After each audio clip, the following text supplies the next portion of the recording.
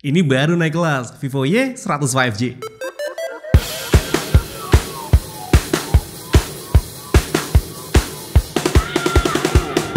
Masih bersama sama gue Dimas dan lo masih dengerin Radio Gadget, one and only Gadget Radio. Dan ya, ini adalah Vivo Y100 5G yang udah gue pakai selama kurang lebih 2 minggu. Dan di video kali ini gue pengen cerita ini pengalaman gue pakai handphone murah dari Vivo yang satu ini. Nah, buat lo yang penasaran sama handphone yang satu ini, jangan ganti channel lo, tetap pantengin terus Radio Gadget, one and only Gadget Radio.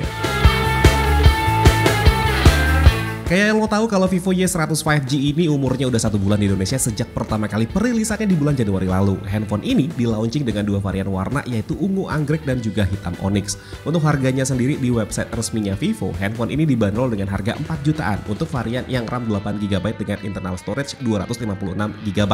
Tapi kalau lo mau ngedapetin handphone ini dengan harga yang jauh lebih murah, lo bisa langsung ke official store-nya distributor ponsel, karena di sana lo bisa ngedapetin Vivo Y100 5G ini di harga yang jauh lebih murah. Yang varian 256GB lo bisa bawa pulang Vivo Y100 5G ini dengan harga cuma 3,5 jutaan aja. Dan varian 128GB cuma dengan 3,1 jutaan aja. Dan thanks banget nih buat distributor ponsel yang udah mau pinjemin Vivo Y100 5G ini ke studio Radio Gadget. Oke, sekarang gue mau bahas tentang desain dari handphone yang satu ini yang secara look gue suka sama desainnya, khususnya buat yang warna ungunya. Nah, buat lo yang mau beli handphone ini, inget-inget ya, ada perbedaan finishing antara warna ungu dan juga warna hitamnya. Untuk yang warna ungu ini, finishingnya dibuat dari kulit sintetis yang feel pegangnya itu berasa lembut banget. Dan meskipun dia bahannya kulit, tapi kalau kotor gampang banget kok buat dibersihin. Sedangkan untuk warna hitamnya, dia finishingnya dibuat matte gitu dengan aksen diagonal. Dan warna ring kamera yang dibuat gold yang nambah kesan mewahnya. Tapi kalau gue jujur lebih suka warna ungunya karena feel pegangnya tuh berasa beda dari yang lain. Untuk materialnya mostly terbuat dari polikarbonat yang bentuknya cenderung mengotak di setiap sudutnya, yang sekali lagi gue bilang ini agak tajam sudutnya. Jadi better lo pakein casing aja biar pegangnya jadi lebih nyaman.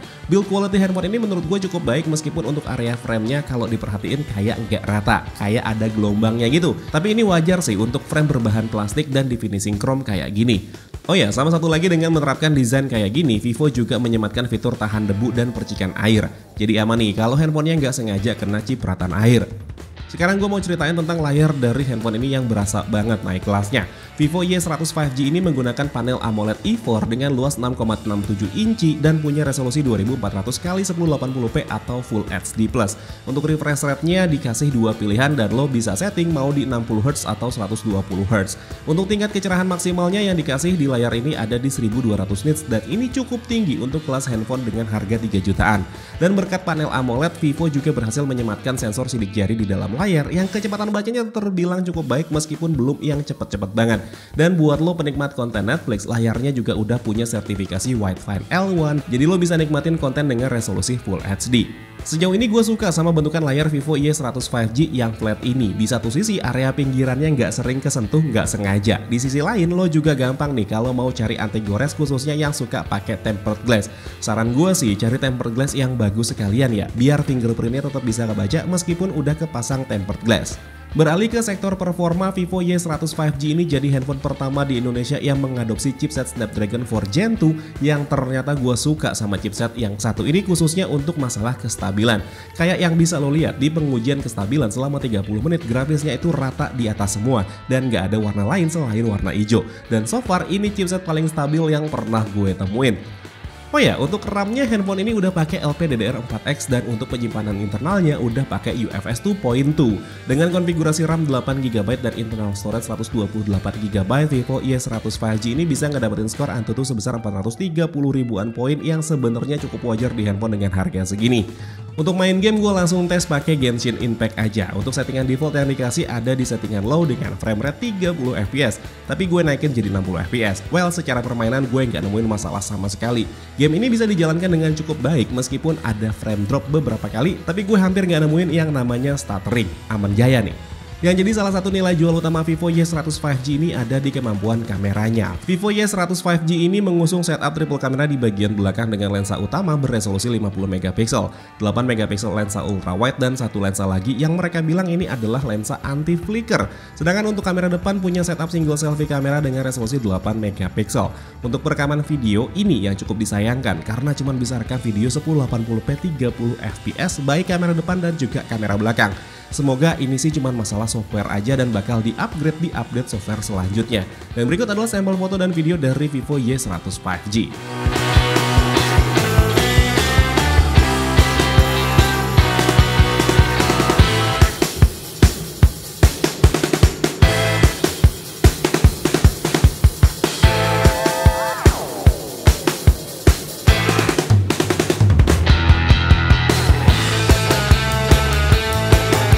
Oke teman-teman, ini adalah sampel kamera belakang dari Vivo Y100 5G.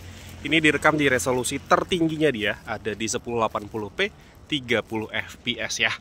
Dan kita cobain apakah dia ada kamera ultrawide-nya. Ternyata dia nggak bisa pindah lensa ya, bukan nggak ada kamera ultrawide ya, tapi nggak bisa pindah lensa pas lagi ngerekam kayak gini.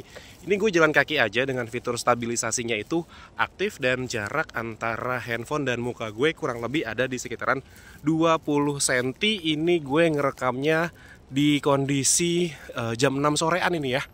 Sekitar jam 6 sore, lampu juga udah nyala dan agak sedikit mendung. Sebenarnya kalau dilihat secara langsung ini lumayan gelap nih, tapi pas di kamera handphone ya gitu ya, maksudnya ini kelihatannya terang gitu nih, kayak gini. HDR-nya seperti yang bisa lo lihat juga ya. Sekarang kita cobain untuk kamera depannya.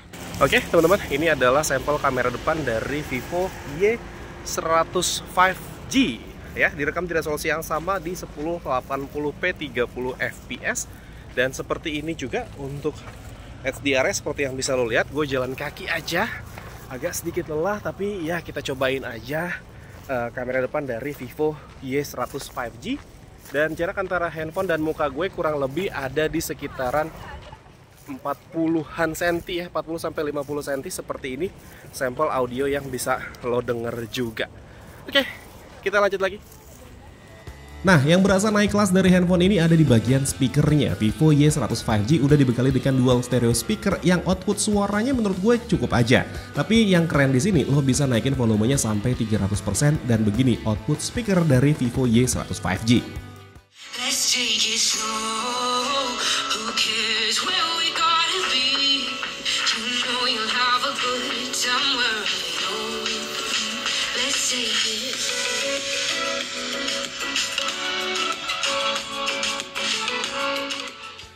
Untuk urusan konektivitas, jelas sesuai namanya handphone ini udah punya jaringan 5G. Terus ada Wi-Fi dual band, Bluetooth 5, udah ada NFC-nya dan juga dukungan sensor yang cukup lengkap.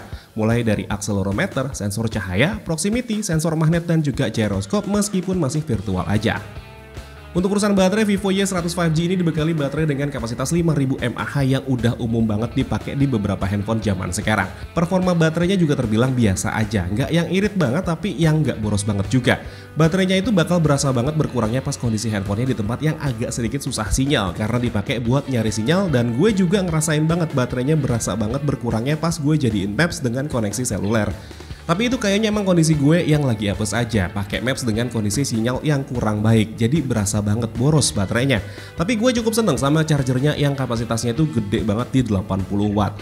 Mungkin ini handphone 3 jutaan paling kenceng ngecasnya, karena gue nggak butuh waktu lama buat isi daya baterai handphone ini dari kondisi 4% sampai penuh cukup dengan waktu 30-40 menit aja. Kesimpulan gue buat handphone ini, secara penampilan gue suka sama pemilihan warna dan finishingnya, tapi gue kurang suka sama handlingnya yang masih berasa sedikit tajam khususnya di bagian frame kanan kirinya. Gue juga suka sama kestabilan prosesornya, performa multitaskingnya bisa cukup diandalkan, tapi gue kurang suka sama kemampuan perekaman videonya yang mentok cuman 1080p 30 fps aja. Tapi semua itu kan pendapat gue pribadi, dan keputusan buat beli atau enggak handphone ini ya balik lagi ke tangan lo sebagai calon usernya. Nah, jadi gitu ya teman-teman, Vivo Y100 5G. Gimana nih menurut lo handphone yang satu ini? Kalau menurut gue sih udah oke lah ya dengan harga yang ditawarkan. Tapi gue juga pengen tahu nih pendapat lo mengenai handphone yang satu ini. Tulis aja di kolom komentar di bawah, kita diskusi. Dan ya mungkin segini dulu aja cerita gue mengenai Vivo Y100 5G ini. Kalau misalkan emang lo suka sama videonya, boleh di like dan di subscribe channel gue. Tapi kalau misalkan emang gak suka, boleh di dislike aja. Akhir kata gue Dimas undur diri, sampai ketemu lagi di siaran-siaran berikutnya. Assalamualaikum warahmatullahi wabarakatuh. Dadah.